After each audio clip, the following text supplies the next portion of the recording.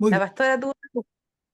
vamos a ir con la palabra en este momento, la palabra del Señor. Estamos hablando de los poderes, poder en medio de las crisis, poder en medio de situaciones difíciles. Hablamos del poder de la angustia y hablamos también del poder de la debilidad. Son los dos poderes que atacan a la persona cuando está en medio de la crisis. Y hoy día vamos a decir cómo esos poderes que son tremendamente grandes, el poder de la depresión y la angustia, el poder del debilitamiento y sentirse solo, abandonado, Dios los transforma y Dios puede cambiar toda crisis en una oportunidad preciosa de victoria. Quiero recordar primero un poco la historia de David para este pasaje que hemos estado mirando en 1 Samuel capítulo 30. David era un joven, el menor de varios hermanos. Todos sus hermanos eran soldados, reconocidos soldados del pueblo de Israel, pero era un muchacho. Y como él no podía ir a pelear, lo mandaron a cuidar las ovejas.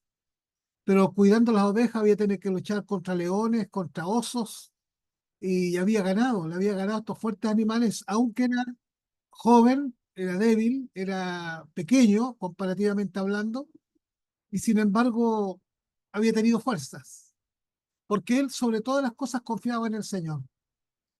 Viene el tema de Goliat, un gigante. Cuando decimos gigante, a veces se nos da a la mente a nosotros la historia de los cuentos. Un gigante que mide, no sé, del porte de un edificio. Bueno, este Goliat era un gigante que medía aproximadamente 3,20 m, 3,40 m, según la ciencia, según los especialistas. Esto significa que medía más o menos como las casas nuestras tienen 2,20 m más o menos, como del piso al cielo raso y darle 1 metro más para arriba. Así que era, comparativamente al resto de la gente, era un gigante.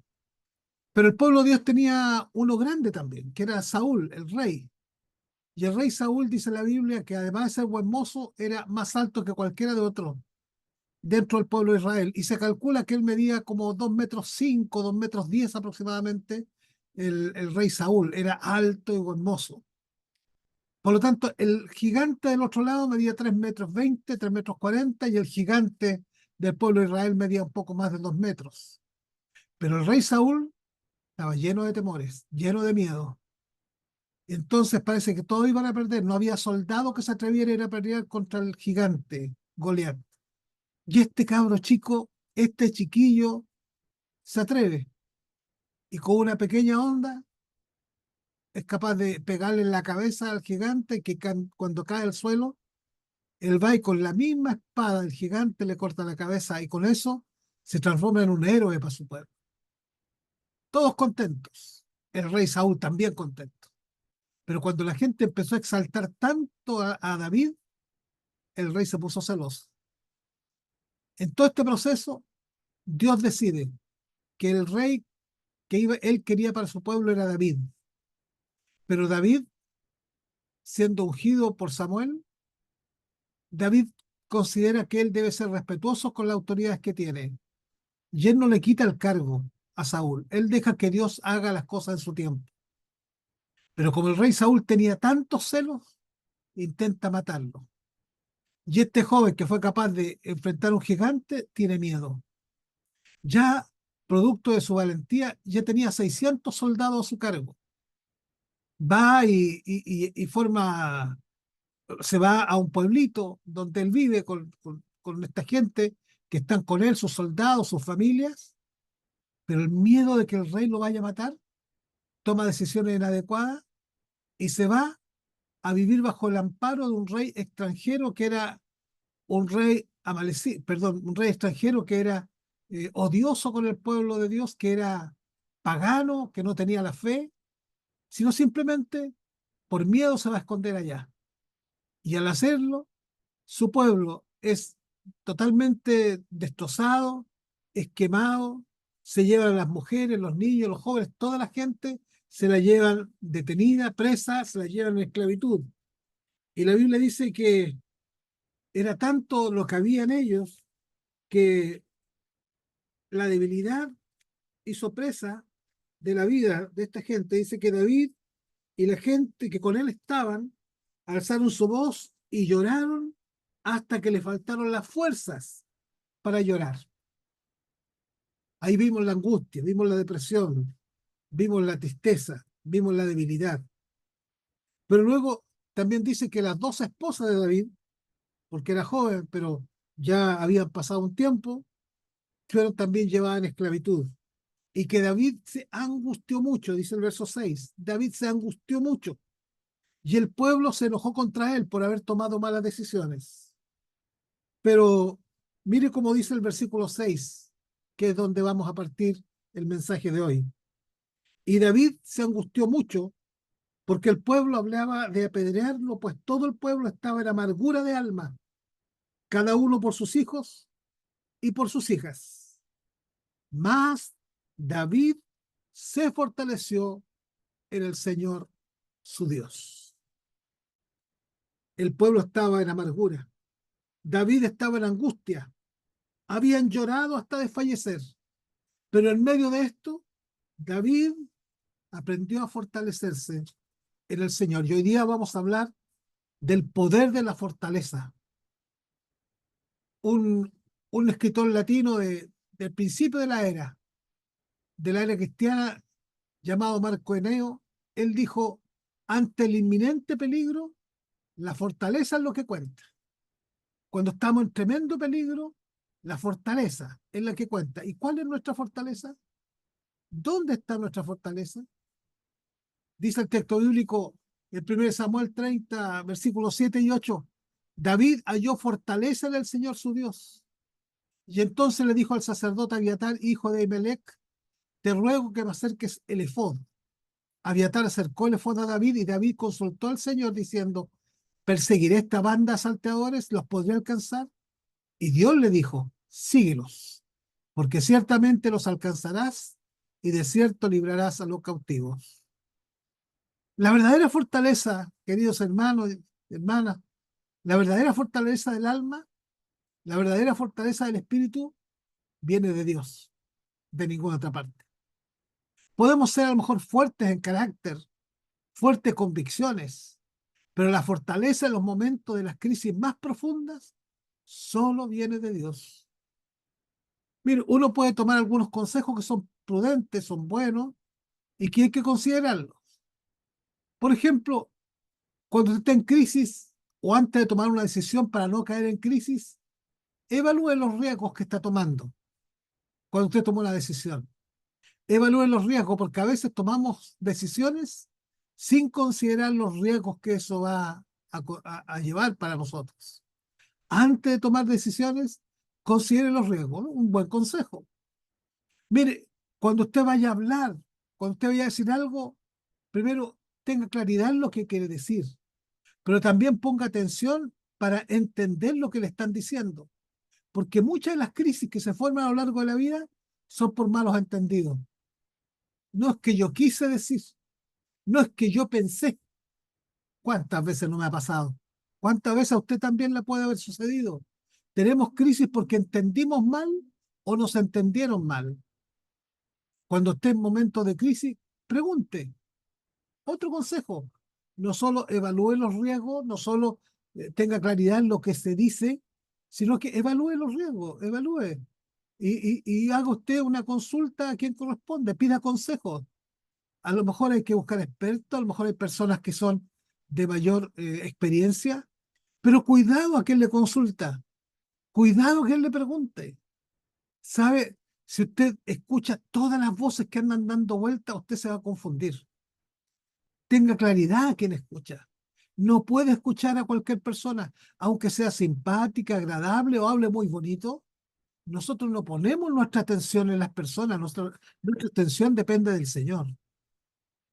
Además de eso, en cuarto lugar, cuando usted esté pasando por tiempo de crisis, evalúe la situación, mira lo que está pasando, analice, porque muchas veces las crisis que viven en nuestra vida es porque no hemos considerado, no hemos tomado en cuenta la situación en la cual estamos inmersos.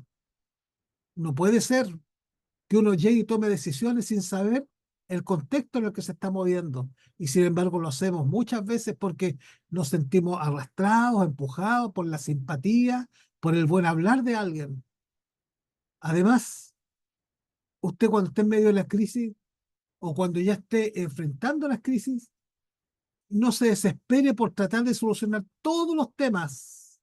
A veces hay que simplemente enfocarse en lo que usted puede hacer, porque hay cosas a veces en las crisis que no podemos hacer, que no tenemos la herramienta, cómo enfrentar o cómo tener soluciones. Por lo tanto, usted enfóquese en lo que usted puede controlar, pero deje en las manos de Dios las cosas que son incontrolables. Hace muchos años atrás, yo enseñaba y dejé de enseñarlo, no sé por qué, que Dios es un Dios sanador. Dios sana, Dios restaura, Dios hace milagros, pero Dios comienza a hacerlo una vez que nosotros hayamos hecho lo nuestro. O sea, usted no puede esperar meter la mano al aceite hirviendo y que no le pase nada. ¿Y usted cree que por ser un hijo de Dios, si mete la mano en el aceite hirviendo, no se va a quemar? Bueno, usted haga lo que tiene que hacer, que es no meter la mano al aceite hirviendo, y Dios hará lo otro, librarle del peligro. Es decir, tenemos que enfocarnos en lo que nosotros podemos hacer y dejar lo que no podemos en las manos del Señor. También es interesante que cuando estamos en medio de las crisis usted converse con personas que tal vez hayan vivido la experiencia que usted está pasando. Eh, Como un sobreviviente del cáncer que soy yo, a veces muchas de las conversaciones que tengo con gente en medio de las enfermedades de cáncer es simplemente mi experiencia. Mire, lo digo ahora, lo he dicho en otras oportunidades, pero lo digo ahora. Cuando a mí me diagnosticaron cáncer, yo tenía 42 años y cuando me diagnosticaron cáncer, el médico me dijo, el nivel suyo está entrando a nivel 4, que era el nivel terminal. Y yo le dije, este no es mi problema. Yo le entregué mi vida al Señor a los 15 años. A partir de ese momento, mi problema es del Señor. Yo solo soy un usuario y todo lo que me manden yo lo voy a hacer. Y el hombre me dice, te vas a sanar. ¿Por qué razón? Porque mi confianza estaba puesta en el Señor, porque lo que yo no podía hacer, Él sí sabía hacerlo. Y esa experiencia la he compartido con gente enferma de cáncer. Deja tu enfermedad en las manos de Dios. Además de esto, es interesante que a veces tenemos que buscar ayuda profesional. No intente automedicarse, no intente hacerse tratamientos, no intente. Oiga, ¿sabe usted cuántas recetas puede encontrar en YouTube? ¿Sabe usted cuántas recetas puede encontrar en las redes sociales? Y esas recetas a veces son que ponga la hierbita de acá, que ponga las semillitas del otro lado, que junte tal o cual elemento, o le ofrecen medicamento. Cuando cada cuerpo es distinto, cada cuerpo necesita cosas diferentes. Y a veces nosotros tenemos que ser suficientemente humildes para decir, voy a ir al médico, voy a evaluarme, voy a reconocerme. Es parte de la mayordomía humana también tomar la decisión de cuidarse médicamente hablando. Por último, aprenda a relajarse. Hermano, hermana, aprendamos a relajarnos. Esto de vivir en el estrés permanente, ¿cómo lo dice Jesús? Que no tenemos que tener afán ni ansiedad. ¿Se acuerda? Ahí en el Sermón del Monte, cuando él dice, mire las aves, ni se preocupan, y mire cómo nunca le falta alimento. Miren las flores, no están pensando qué va a pasar el día de mañana y sin embargo se visten con colores preciosos y maravillosos. A veces nosotros entramos en estrés y estrés y estrés simplemente porque nosotros queremos solucionar las cosas con nuestras manos, queremos solucionar las cosas con nuestra fuerza y con nuestro intelecto. Y la verdad es que uno tiene que hacer las cosas hasta donde puede, pero las que no puede, pedirle al Señor su dirección. Si todo lo que hacemos nos produce estrés, ¿tendremos que dejar todo? No, tenemos que aprender a controlar todos estos elementos. Bueno, ahí está el rey David. Está con su gente, está con todo lo que pasa. Vienen, le destruyen el pueblo, le quieren matar a la gente se le viene en contra. Está todo mal. Pero cuando todo cae, si nosotros levantamos la vista y vemos al Señor en su majestad, vamos a escucharlo. Y Él dice, no teman, yo he vencido, yo he vencido el mundo. Cuando estamos en medio de las crisis, alzaré mis ojos a los montes. ¿De dónde vendrá mi socorro? Mi socorro vino del Señor que hizo los cielos y la tierra. ¿Qué hacemos en medio de la crisis? Julio César, el emperador romano, dijo una vez que nada es tan difícil que no pueda conseguir uno a través de la fortaleza.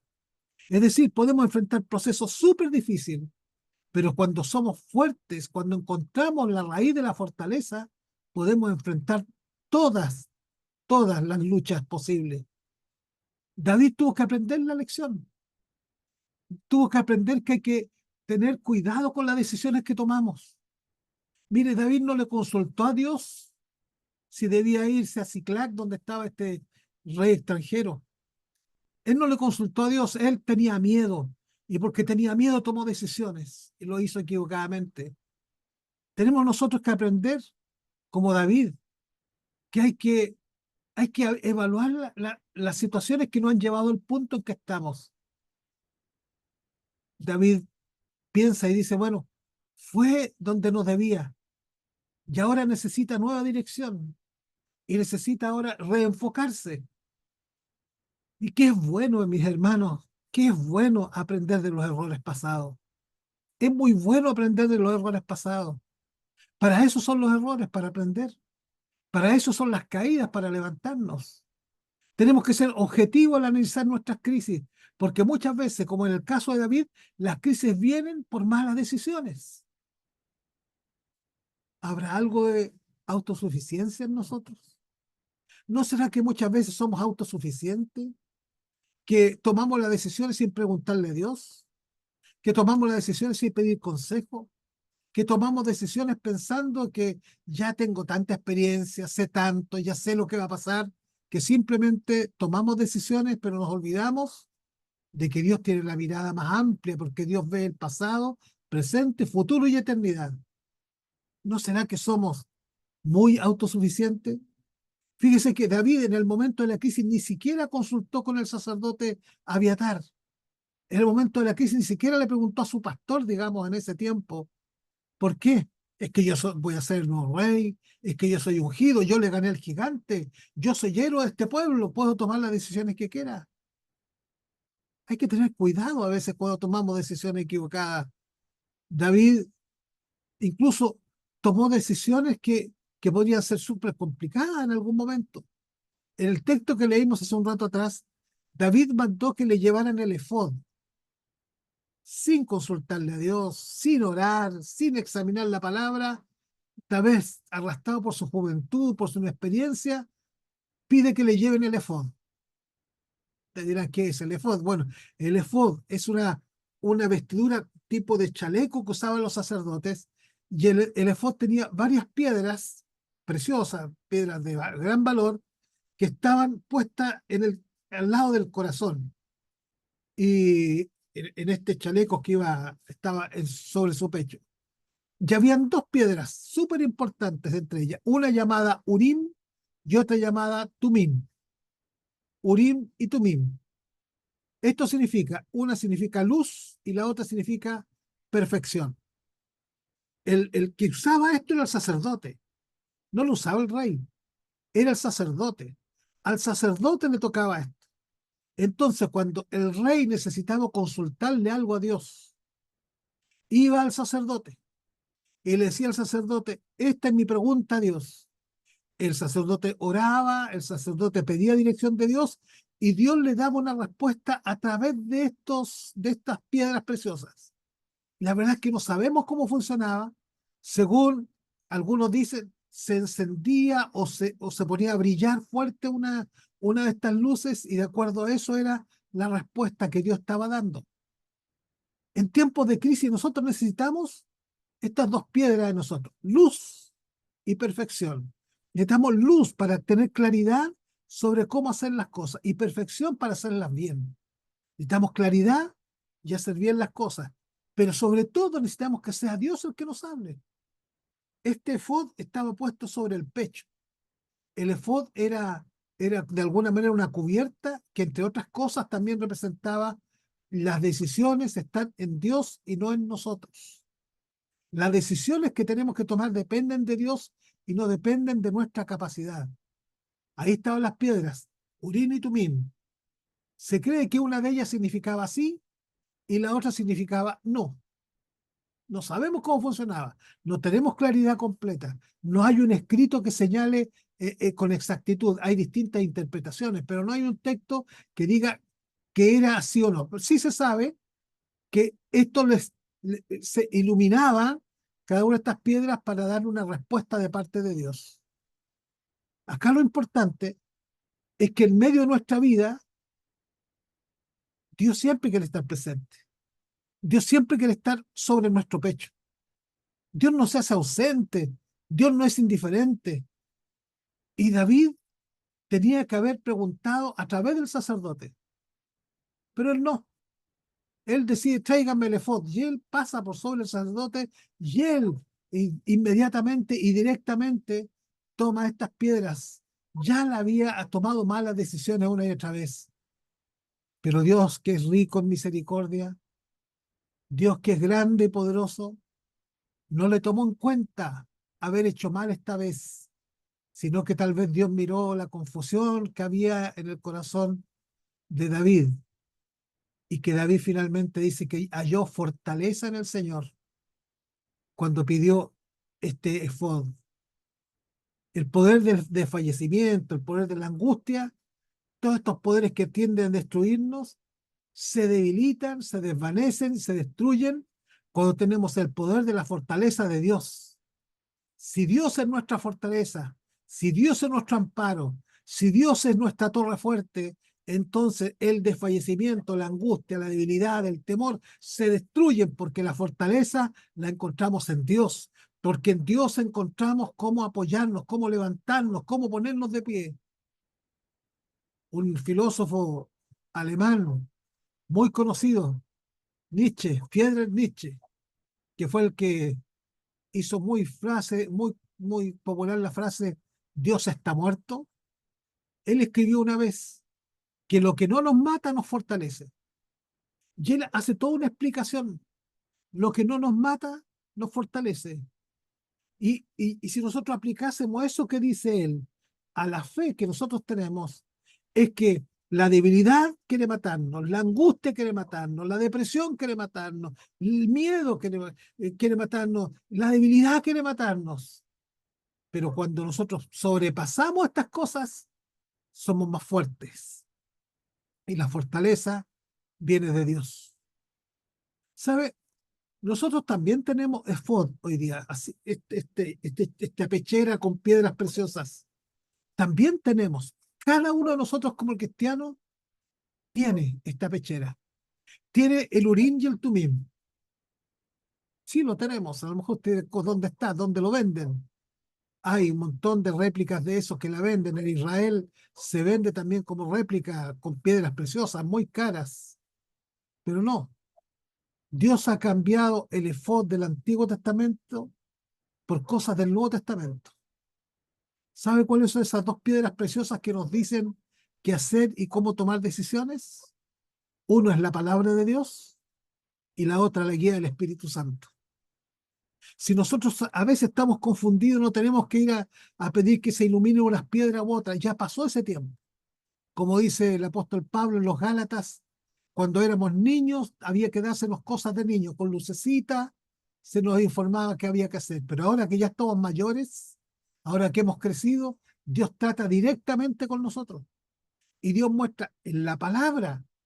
Si usted necesita saber qué hacer, la palabra hay respuesta, la palabra tiene dirección. No le voy a decir si usted dice, Señor, ¿a qué casa tengo que ir? Y usted va a leer la Biblia y dice, la segunda casa a la izquierda. No, no, no es eso, sino que las orientaciones generales de la palabra. Por ejemplo, En Tesalonicenses se nos enseña que la voluntad de Dios es nuestra santificación. Quiere decir que cada vez que usted toma una decisión, cada vez que usted va a tomar un contrato, un trabajo, una amistad, noviazgo, pololeo, un matrimonio, entrar en una empresa, hacer un convenio, qué sé yo, dice que la voluntad de Dios es nuestra santificación. Usted debería preguntarse, antes de cualquiera de estas cosas que mencioné, ¿esto me ayuda en mi crecimiento espiritual? ¿O esto es solamente un trabajo? ¿Esto es solamente economía? ¿Me ayuda a madurar espiritualmente? En la Biblia está respuesta, hermanos y hermanas, para muchas de las dudas que tenemos. Y a veces caemos nosotros en este desfallecimiento, en estos periodos de angustia, en los temores, en la depresión, simplemente porque no hemos preguntado al Señor. La Biblia está. La Biblia tiene palabras para nosotros, pero si usted, aún leyendo la Biblia, no tiene comprensión, tenemos el Espíritu Santo. Y la Biblia dice en Romanos capítulo 8 que el Señor, el Espíritu Santo, está en nosotros para dar testimonio de lo de Dios. Y porque el Espíritu del Señor vive en nosotros a través del Espíritu Santo. Por lo tanto, si en la Biblia se nos presenta que la verdad nos hará libres, el Espíritu Santo es quien nos guiará a toda verdad.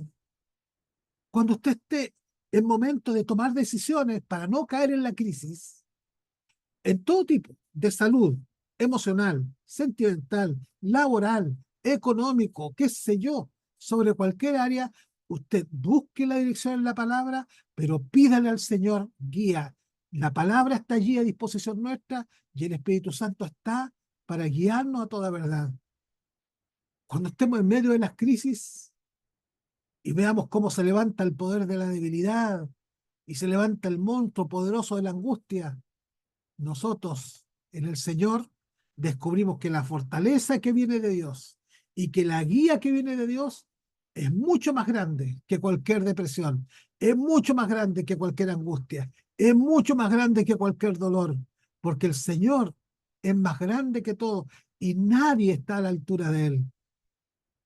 Termino con lo siguiente. El Señor Jesús, enseñando en el Evangelio de Juan, en el capítulo 15, enseñando yo soy la vid, vosotros los pámpanos, en un momento dice, separado de mí, nada podéis hacer. A veces nosotros queremos hacer las cosas separados del Señor.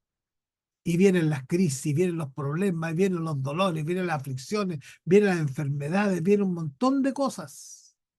Si usted tiene úlcera, no coma ají. Si usted es diabético, no se zampe la torta todas las semanas. Si usted tiene un problema renal, cuídese. O sea, usted tiene que cuidarse. Sí, pero si hay cosas que no podemos controlar, bueno, separado del Señor, nada podemos hacer. Pero con el Señor somos más que vencedores, porque Él es victorioso, es fuerte. Él es torre fuerte. Él es, como dice el Salmo 91, el que habita el abrigo del Altísimo morará bajo la sombra del Omnipotente. Diré yo al Señor, castillo mío, escudo mío, fortaleza mía. Eso es el Señor. Entonces, ante las crisis, ¿a quién acudir? El Señor. Él es la fuente de toda victoria y es la fuente de todas las cosas buenas. Espero que esta palabra, al menos a alguno de los que está escuchando, pueda servirle para seguir adelante. Que la bendición del Señor sea con todos nosotros. Amén. Amén.